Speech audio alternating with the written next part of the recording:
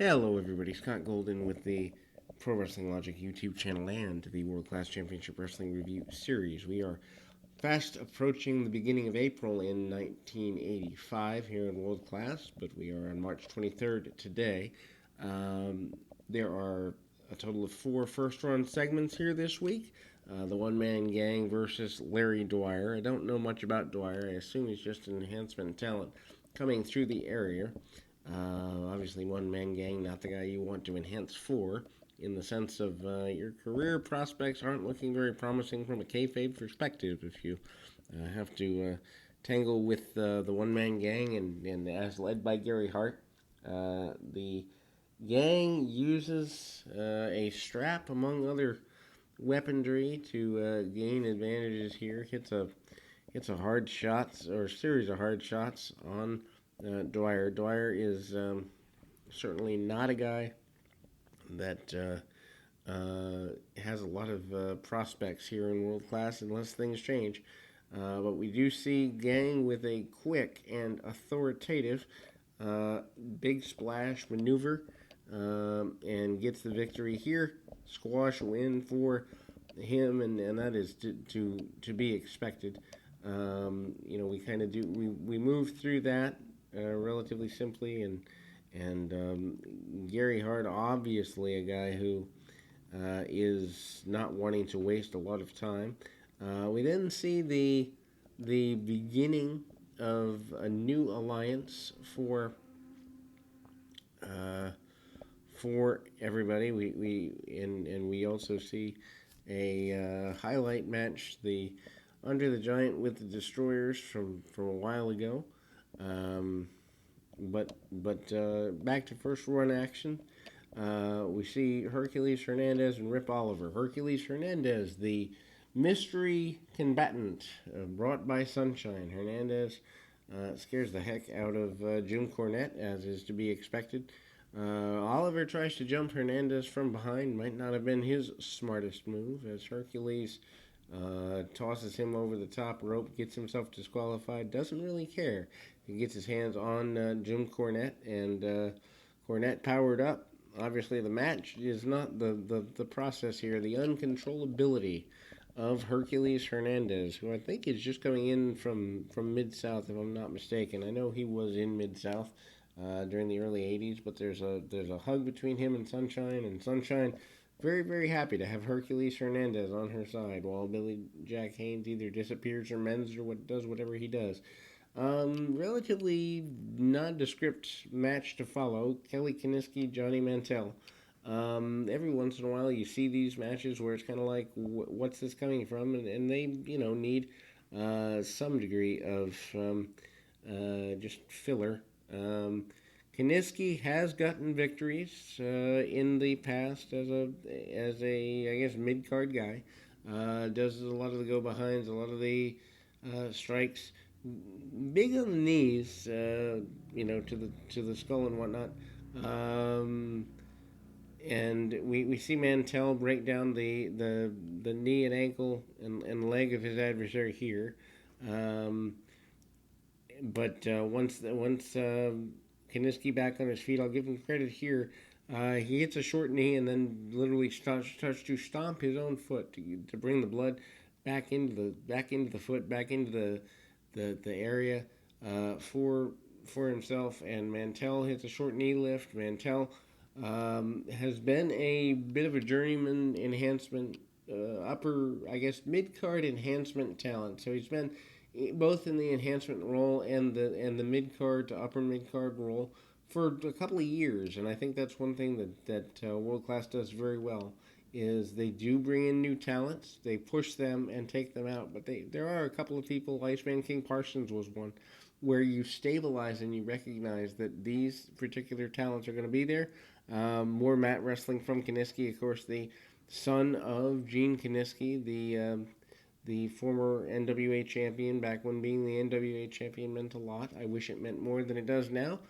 Still support Billy Corgan's NWA and all that comes with it.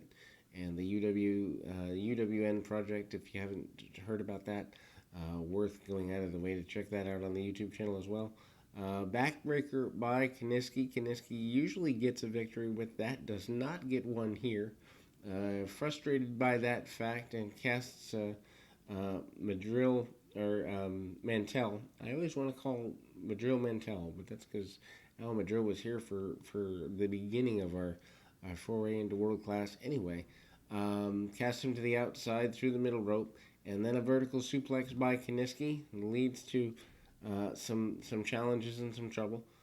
Big slam by Koniski. Koniski does dominate. I guess I'd say the second half of the match. Once he goes on a dominant run, he's there for a while. Awkward backdrop by Koniski on Mantell, and Mantell does have more of the wrestling style. They go forward, do the hook, attempted the kind of roll up, and a jackknife cradle is a victory for Mantell. And we go to our main event of the evening, which they give them almost 20 minutes, well, 15 to 18 or so. Chris Adams, now without Gary Hart, I think this is the first time we've seen that, against Brian Adias. So Adams still a heel. They have not turned him back babyface, which I kind of wonder about. Still your America's champion as well. Adias, this is probably his first higher profile match since being back.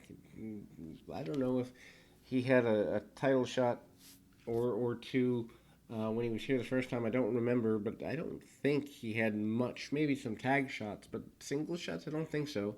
Might have been too young in his career. Lots of good wrestling here. Adias kind of using his body and jockeying for position for the first several minutes. Adams still stalking and kind of being a guy that you can count on. He's going to bring the best out of you.